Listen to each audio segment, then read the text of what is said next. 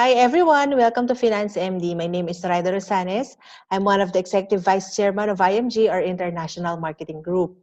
By profession, I'm a medical doctor. So sa clinic, sa hospital, I do medical check-up. But as one of the financial educators of IMG, financial check-up naman po yung ginagawa ko. And together with my husband Jason, we work to share the financial literacy advocacy of IMG.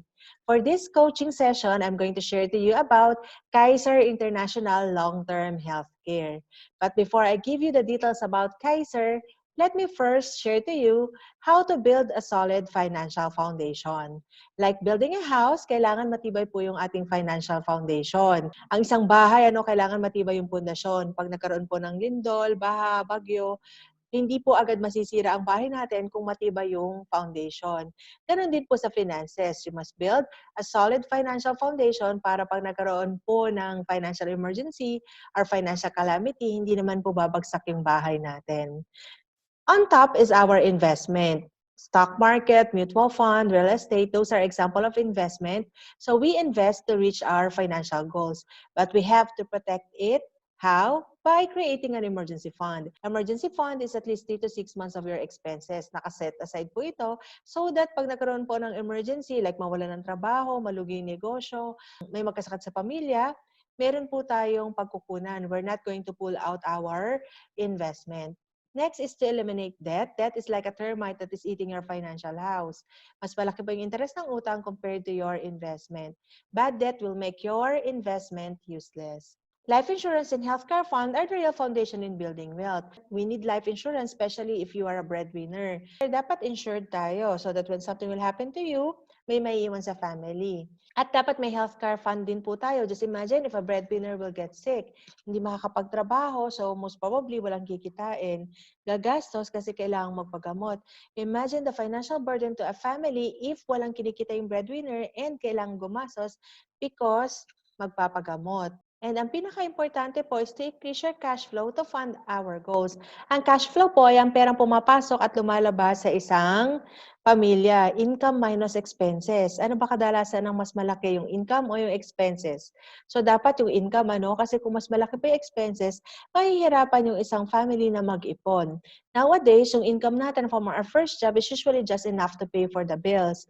If you want to save and invest, you need additional sources of income. To increase your cash flow, two things that you need to do. First is to reduce your expenses. Budgeting, kailangan po talaga natin gawin yan so that alam natin kung saan pumupunta yung kinikita natin. Pangalawa, kung talagang sobrang tipid ka na, kulang pa rin, you need to find additional sources of income. And like building a house, you must build it from the ground up. Unahin natin ang pag-increase ng cash flow natin to fund our goals. So let us now go to the complete financial plan. Two things can happen to a person. Either you die too soon or you live long. Both of which will put you and your family in a very challenging situation. If you die too soon, who's going to take care of your family? If you live long naman, who will take care of you?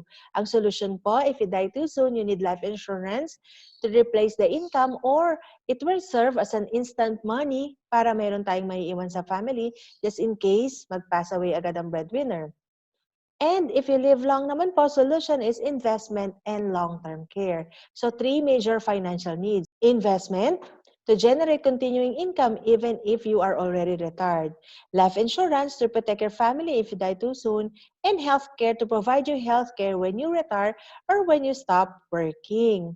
So what if I could share to you a provider that has three of everything? It's called Kaiser Ultimate Health Builder. It is 3-in-1. It's a healthcare product that has an investment and insurance. So, sino po ba si Kaiser? Kaiser is duly accredited with the Department of Health and is also registered with the Securities and Exchange Commission with an authorized capital stock of 160 million. Kaiser is spearheaded by one of the seasoned HMO executives and prominent doctor, its president and medical director, Dr. Leia Uyolo. Kaiser has two main products, short-term and long-term. Ang short-term po, ito yung mga yearly renewable. It could be an individual plan, family plan, group or corporate, the one that is being provided usually by our company, and the senior care plan. And for this session, we are going to discuss the Kaiser Long-Term Health Builder. It's a 7-year paying and 13 years waiting plan. Kaiser Long-Term Healthcare is designed to provide healthcare beyond that of an HMO. Meaning, kapag tayo ay nag-retire na or nag-resign na, in between jobs, meron pa tayong dapat coverage. It allows an individual to save during employment while still being covered by the company's health plan. So habang bata pa tayo, malakas pa tayo, at habang wala tayong sakit, dapat nagsisimula na tayo mag-ipon for our long-term healthcare. It is geared to address the long-term healthcare needs of individual, especially after employment and retirement years, and securing a more comfortable elderly life. So Kaiser Long-Term Healthcare can give you peace of mind para just in case out of the employment or when you are already old and retired, hindi ka mag-alala regarding your healthcare budget. Meron kang long-term healthcare coverage. So, for our purpose, we are going to discuss the K100 plan, Ultimate Kaiser Health Builder. The K100 plan has an annual installment of 58,821 or contract price of 411,750. As I've said, Kaiser is a 7-year saving period and 13 years of waiting or extended period, total of 20 years. So ano ba ang mga benefits ng isang Kaiser plan holder? Unahin po natin ang benefits during the saving period. Habang nag-iipon ako sa Kaiser, meron na agad akong pwedeng i-enjoy na benefit. Una, annual physical exam. So kasama po dito yung physical exam, chest x-ray, fecalysis, urinalysis, CBC or complete blood count. And for Kaiser members ages 35 and up, kasama na din po yung ECG. And for female members above 35 years old, ECG and pap smear. Kaiser also has dental benefits. So meron pong mga unlimited dental consultation, simple tooth extraction, once a year po yung oral prophylaxis, and also recementation of jackets, crowns, inlays, and onlays, and minor adjustment of dentures. Meron din pong basic medical benefits just in case ma-hospital po tayo, meron tayong coverage kung ma-ooperahan or madadala sa intensive care unit ang Kaiser policy holder. Number 4, members' choice of room and board for K100 plan is up to 1,000 pesos per day. Yearly medical benefit limit of 60,000 per year that can be enjoyed after the full payment of the first year of the total premium. Ganon din po yung annual medical, dental, and basic health benefits. It can be availed after payment of the first year of the total premium. Meron din pong term life insurance coverage and accidental death and dismemberment benefit. Ano pong ibig sabihin nun? A Kaiser policyholder is covered by term life insurance for 20 years or until the age of 75, whichever comes first. Meron pong makukuhang long-term care benefit and long-term care bonus. Ang long-term care benefit po is 100,000 and the long-term care bonus is 350,000 with a total of 450,000. Kung natural cause po yung ikakamatay ng Kaiser policyholder, 450,000 po yung benefit. Pero kung accidental death po, additional 450,000, so total of 900,000. So again, if a Kaiser policyholder, for example, dies on the 3rd year, meron po siyang insurance na 450,000. And again, if accidental ang cause of death, doble po yun or 900,000 po yung makukuha ng beneficiary. Meron din pong waiver of membership fees due to death and waiver of membership fees due to total and permanent disability. For example, ang Kaiser policyholder dies on the 3rd year. So kung titingnan po natin, meron pang 4th, 5th, 6th, and 7 years.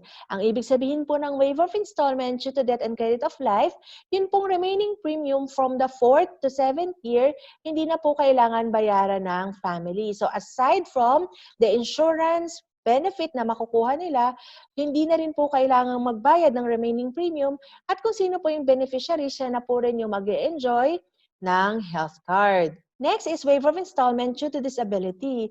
Paano, for example, na-aksidente yung Kaiser card holder? Hindi naman namatay, but permanently and totally disabled. So, once proven na totally and permanently disabled na po, hindi na po kailangan bayaran yung premium. Pero meron po tayong waiting period for 6 months. So, habang iniintay po natin yung approval, magbabayad po muna tayo. But once it is approved, refundable po yung binayad natin during the period that we are already disabled. Kaiser has also family assistance service. So, pwede pong gamitin ng ating relatives yung access natin sa Kaiser. Inuulit ko po, access ang pwede natin gamitin. Ano po yung mga guidelines? The policy should be active and the plan should have completed at least 1 year of payment. And kung sino po yung immediate family member na gagamit ay dapat nasa first degree of consanguinity ng Kaiser cardholder. So, ibig sabihin po, kung married, yung asawa, and then yung anak, kung single naman po, yung parents and yung kapatid. Kaiser holder agrees to avail only of the services of Kaiser accredited doctors and affiliated network of hospitals. So, ibig sabihin po, dapat yung doktor na titingin at yung ospital na pagdadalahan doon sa ating kamag-anak ay accredited ng Kaiser. Assistance to be provided by Kaiser shall only be to the extent of the allowable benefits due to the plan holder under his policy. Ibig sabihin po, kung ano lang po yung limit na pwedeng i-avail ng original Kaiser policy holder, hanggang doon lang din po ang pwedeng i-avail ng ating family member.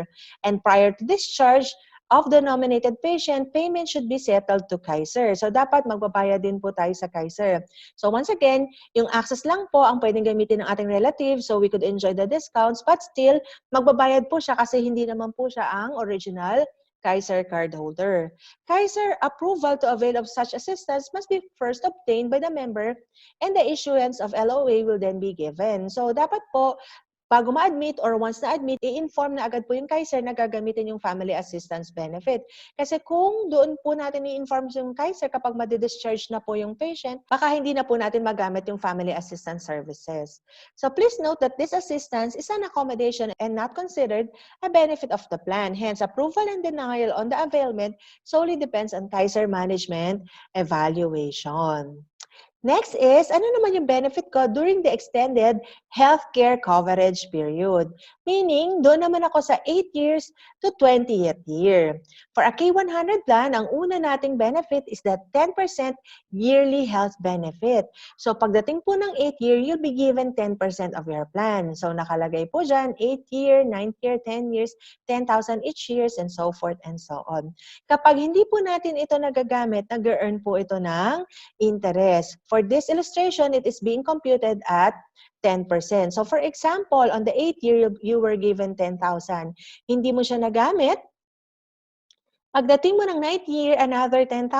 So 21,000 na po yung value dito. Saan po galing yan? 10,000 from the 8th year plus the interest after a year. So 10% of 10,000 is 1,000 plus the 10,000 on the 9th year, total is 21,000. And of course, 33,100. Pagdating po ng 20th year, 269,750. Meron din pong yearly health bonus. This is already pre-computed or determined. Kung hindi po din ito natin nagagamit for our healthcare benefit, nag-earn din po ito ng interest. So, for example, on the 8th year, ang total niya ay 32,981. Pero pagdating po ng 9th year, it's already 48,000. Saan po galing yung 48,000? It is the 32,981, then computed at 10% interest, plus the 11,793 on the 9th year, total is 48,072, and so forth and so on. Pagdating po ng 20th year, that's total of 446,419. Meron din po tayong long-term care benefit na 100,000, that's the plan that you have bought. The long-term care bonus, or kung sakali pong hindi magamit for hospitalization ang Kaiser Health Card, meron pong 350,000 na long-term care bonus or 85% of what you've paid during the first 7 years. Yung annual medical and dental, during the first 7 years, libre po yun. Kahit magamit po natin yon, hindi po mababawasan ng ating long-term care bonus. For example, sobrang sakitin ka, every year nagagamit mo yung card, naubos mo na yung accumulated health benefits mo, naubos mo na rin yung accumulated health bonus mo, meron ka pa rin pong 100,000 because that is guaranteed. Pero just in case, very healthy, hindi mo nagagamit, or kung nagkakasakit ka, yung ginagamit mo is yung healthcare mo from your company, the total maturity value is 1,166,169. Now, ano naman yung pwede kong gawin once nag-mature na yung Kaiser policy ko? Pagdating po ng long-term care period, tatlo po yung options natin. First is, withdraw the entire maturity value. Kukuhanin ko na lahat ng pera ko sa Kaiser. Pangalawa, mag-withdraw lang ako ng portion ng maturity value. Or third is, iwan ko lang yung pera ko sa Kaiser. Let's say, for example, 1.1 million ang maturity value ng Kaiser money mo, invested in a 10% vehicle, computed at 10%, that is 116,617. Let's now discuss further the settlement options once nag-mature na ang Kaiser policy mo. First is continued health benefit with term life insurance. Kung iiwanan mo lahat ng pera mo sa Kaiser, you will be covered with term life insurance up to age 80 with at least 50% of the total health benefit but will not exceed the 2 million face amount. You're still covered with medical, meron ka pa rin mga libreng consultation, dental benefits, at kung hindi mo nagagamit yung benefits mo, nag-earn po ito ng interest because this is invested. The rate is depending on the prevailing market, but with no case less than 3% per annum. Ibig sabihin, even if down yung market, ang pinakamababa na pwedeng kitain ng pera mo ay 3% per year. Next settlement option is continued health benefit with yearly increment or annual withdrawal of the yearly increment earned. Ano pong ibig sabihin nito? Every year, kinukuha mo yung pera mo. For example, 1.1 million, nag-earn po ng 10%, that's 116,000. So, kinukuha mo yung interest every year. Kapag ito pong option na ito ang pinili mo, you will still be covered with term life insurance up to age 80 with at least 25% of the total health benefit but not exceed to 1 million face amount. Covered ka pa rin ng medical, dental, plus naka-invest pa rin po yung pera mo and you will still earn depending on the market value but not less than 3%. Next is partial withdrawal up to 50% of the total health benefit. Let's say, for example, 1 million ang maturity value, kinuha mo yung 500,000, naiwan yung 500,000. Wala ka na pong coverage ng term life insurance dito, but still you are covered with medical, dental benefits. And your money is still invested, so you have the opportunity to earn, depending on the market value, but no case less than 3% per annum. And the third is full withdrawal of the total health benefit. So, kinuha mo na lahat ang pera mo. Kapag ito po yung pinili natin, of course, wala na po tayong medical coverage, wala na din po tayong insurance coverage, and wala na rin po tayong investment sa Kaiser. My suggestion is to leave your money with Kaiser, but then of course, depende sa iyo kung ano talaga yung settlement option na pipiliin mo. Let's say, for example, iniwan mo yung pera mo with Kaiser, computed at 10%, pagdating ng 60, that is 6.4 million. So, ang 10% po nito is 648,000. At pagdating naman ng 65, that's already 10.4 million. Or ang 10% po is already more than 1 million. So you will have money working for you. But then again, it's for you to decide kung ano po yung settlement options na pipiliin mo. So that is Kaiser Ultimate Health Builder. If you have more questions, please don't hesitate to contact me or the person who invited you. And this has been Zorayda Rosanes and I'm your Finance MD. Thank you.